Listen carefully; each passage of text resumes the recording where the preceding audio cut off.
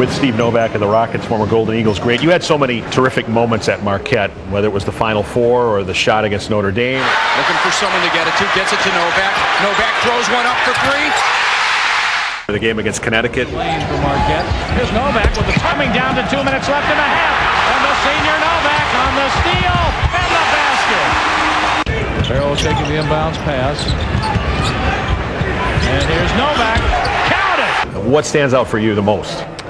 Oh boy, my time at Marquette was definitely the best time of my life. You know, I mean, I'm out of college now, obviously, and you know, there's the days I look back to and go, what I would do to go back and play at Marquette again, what I would, you know, do to be a college student again. Those times were awesome, and obviously, you know, packing this place with the gold and having the fan section grow so much over the years, and you know, having so many big games out here was unbelievable. I mean, going to the Final Four my first year was so memorable, and like you said, the Connecticut game and the Notre Dame game definitely stick out in my head. When did Coach Crean first contact you about maybe playing at Marquette? You know, I think as soon as he got the job almost. I think as soon as it was legal for him to contact me, he was the first coach who did. And, you know, that's the kind of coach he was. You know, he was, you know, right after me right from the start. Right at the start, he started recruiting me. And, you know, that stuck out in my head, you know, throughout the recruiting process was that, you know, he said, you know, we really want to keep you at home. We want you to play at Marquette. And, you know, he was like, I was the first one on you, and there's a reason. So, you know, I believed in him, and everything he said really, you know, ended up being very true. How did he make you a better player? You know, Coach Crean is, if I had to do it all over again, I say there's no doubt in my mind I would go to Marquette, I would play for Coach Crean again. I don't think there's another coach in the country that, you know, really pushes his players as hard as Coach does.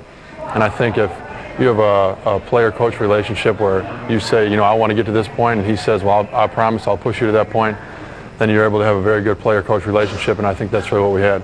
Final question for you. For kids watching this show that might be in elementary school or in high school, what advice would you give them as far as making it to the NBA like you have? Oh my gosh, it's so much work. It doesn't happen overnight. You know, it was hours and hours after school when I was in 7th grade, when I was in 8th grade. It was a vision and a dream I had from when I was very young. So, you know, if it's something you love to do, if playing basketball is what you want to do for the rest of your life, then, you know, it takes a lot of time and work, but you know, that's one thing you can't ever forget, that it doesn't happen without a lot of hard work, and I'm just very blessed as well to be able to be as tall as I am and those kinds of things, able to, you know, have parents that were tall before me. Those are things you can't even teach, so I've been very blessed. Any special message for Coach?